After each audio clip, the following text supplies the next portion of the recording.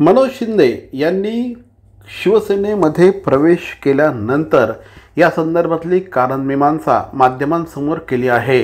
नुकतंच मनोज शिंदे यांनी विधानसभेची निवडणूक लढवली होती। या निवडणुकीमध्ये मनोज शिंदे यांनी काँग्रेस पक्षाला संपूर्ण कोकणामध्ये काँग्रेसच्या श्रेष्ठींकडून प्रतिनिधित्व मिळालं नाही आणि त्यामुळे याचा निषेध म्हणून आपण ही निवडणूक लढवत असल्याचं मनोज शिंदे यांनी म्हटलं होतं। जर काँग्रेस पक्षाच्या कार्यकर्त्यांना आमदारकी, खासदारकी, नगरसेवक पद हे मिळणारच नसेल तर मग ठाण्यात काँग्रेस वाढणार कशी, असा प्रश्न ते सातत्याने उपस्थित करत होते। या संदर्भात प्रदेशच्या नेत्यांशी ते सातत्याने संपर्कात होते। मात्र ज्यावेळेस विधानसभेच्या निवडणुकीमध्ये यापूर्वी देखील मनोज शिंदे यांनी दोनदा आमदारकीची निवडणूक लढवली होती। सध्या मुख्यमंत्री असलेल्या एकनाथ शिंदे यांच्यासारख्या बलाढ्य नेत्यासोबत त्यांनी दोन हात केले होते। मात्र असं असून देखील यंदाच्या विधानसभेमध्ये कोपरी पाचपाखडी ही जागा ही उद्धव बाळासाहेब ठाकरे या पक्षाकडे गेली। अशा प्रकारचं जागा वाटप पक्षश्रेष्ठींनी केलंच कसं, अशामुळे काँग्रेस पक्ष समूळ नष्ट होईल असं श्री मनोज शिंदे यांनी म्हणत बंडाचं निशाण रोवलं होतं। मनोज शिंदे यांनी बंडाचं निशाण रोवल्यानंतर 6 वर्षांसाठी पक्षातनं त्यांची हकालपट्टी करण्यात आली होती।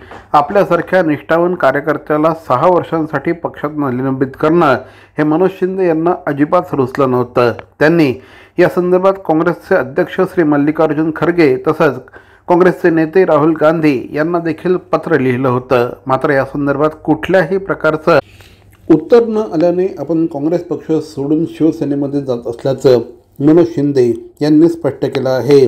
मनोज शिंदे यांच्याबरोबर काँग्रेसचे अनेक पदाधिकारी त्याचप्रमाणे कार्यकर्ते देखील शिवसेनेमध्ये प्रवेश करत असल्याचं मनोज शिंदे यांनी सांगितलं आहे।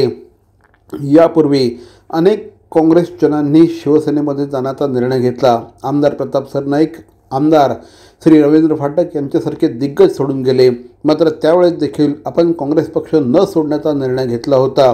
मात्र काँग्रेसने सर्वसामान्य कार्यकर्त्यांची कुठल्याच प्रकारची पर्वा न केल्याने आपण आता शेवटी कंटाळून हा निर्णय घेतला असल्याचं श्री मनोज शिंदे यांनी स्पष्ट केलं आहे। सभेला न्याय मिळेल असं वाटल्यानंतर विधानसभेला देखील जवळजवळ 92 सीटा आहेत इथून गोव्यापर्यंत, फक्त 4 सीटा या ठिकाणी दिल्या। त्या 4 सीटा हरणारा आम्हाला दिला नव्हे तर त्या 4 सीटाने आमच्या घटक पक्षाने त्या ठिकाणी बंडखोर उभे केले आणि त्यांना पाडले।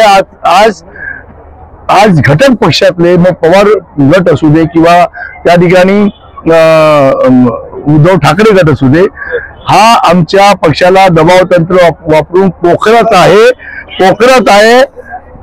आहे आणि हे पोखरत असताना आमच्या काँग्रेस पक्षाचं चिन्ह आणि झेंडा कोकणात नष्ट होत आहे। 24 नोव्हेंबर वर्षानुवर्ष आपण बघताय इथे मोठ्या संख्येने लोक या ठिकाणी येतात आहेत।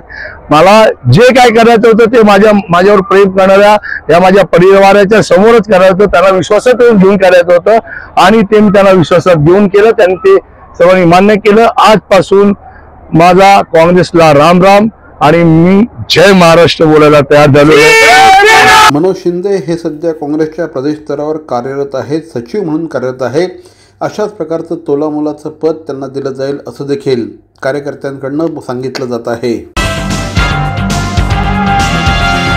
श्री साईनाथ सेवा समिती वर्तकनगर ठाणे श्री साईनाथ मंदिराचा 38वा वर्धापन दिनोत्सव शनिवार दिनांक 23 नोव्हेंबर ते सोमवार दिनांक 25 नोव्हेंबर या कालावधीत साजरा करण्यात येणार आहे। त्यानिमित्ताने 3 दिवस श्री दत्तयाग यज्ञ आयोजित करण्यात आलेला आहे। तरी सर्व साई भक्तांनी दर्शनाचा व महाप्रसादाचा लाभ घ्यावा अशी विनंती संस्थेचे अध्यक्ष श्री मंगेश बळीराम नईबाकर सर्व साई भक्तांना करीत आहेत।